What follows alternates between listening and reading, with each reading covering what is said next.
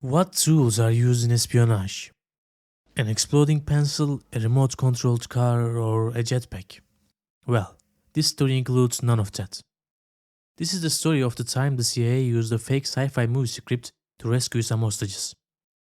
Let's talk about Operation Canadian Caper. In 1979, a group of Iranian college students attacked the United States Embassy in Tehran, Iran, and took the staff as hostages. They did this because Iran wanted the ex-Shah Reza Pahlavi to be returned from USA to stand trial. New Sharia regime accused him of crimes against Iranian citizens. US refused to give Pahlavi, and according to the Western media, this was the cause of the hostage crisis. After negotiations failed, US military attempted a rescue that had failed. One Iranian civilian and 8 American soldiers died in this attempt. Well, students had taken 52 Americans as hostages, but some had escaped. Some embassy staff was in a separate building in the embassy compound, and they managed to escape from the students before they came to their building. They were under the orders to go to the British embassy, and they get separated into 2 groups and took different routes to the British embassy. One of those groups was immediately captured and returned to the US embassy, and the other one saw the huge protest in front of the British embassy and decided to go to one of them's home, Robert Anders. This group consisted of 6 American diplomats, and over the course of the next 6 days, they went from house to house and even stayed at the British embassy for 1 day to not get caught. American diplomats contacted the Canadian embassy, and Canadians agreed to help them.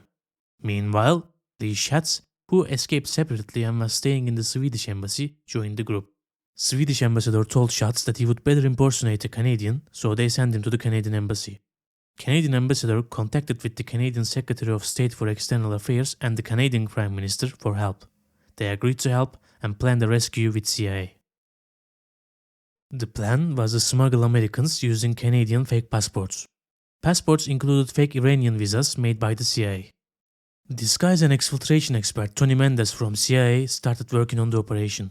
Tony and the Canadian government staff in Ottawa decided on a cover story. Cover story was this.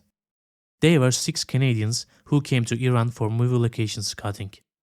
They went there because they were the part of a crew who was going to shoot a sci-fi movie named Argo. Movie was set on a desert planet, and this was the reason they decided to scout locations in Iran. But a cover story wasn't enough. Mendes wanted to make it believable. So Mendes and a Hollywood makeup artist named John Chambers got to work. First, they really created a sci-fi movie script. And then they established a real office that had people in it, named Studio 6 Productions in Sunset Boulevard. They put people on the Studio 6 to answer the telephone calls to the office. They put ads about their upcoming film on Hollywood publications. They created fake business cards, held a film party in a nightclub in Los Angeles. They sent people to movie events to represent the studio. Everything looked so believable. However, they made a mistake when they were dating the visas. Iranian year starts at the spring equinox, but the visas didn't account for that. Fortunately, some officers in the Canadian embassy noticed this, and using the extra passports included, the problem was solved. In the end, Mendez, a CIA agent codenamed Julio, and the 6 American diplomats easily made it through security at Mehrabad International Airport in Tehran.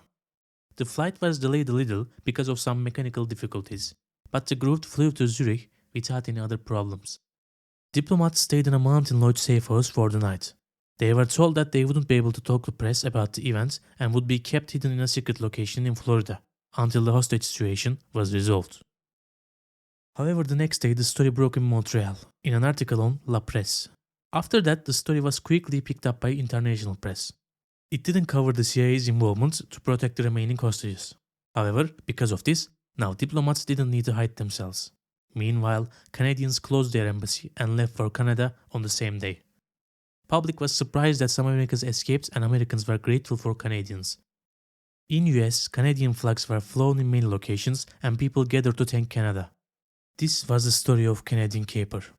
Thank you for listening to me, and let's meet next week.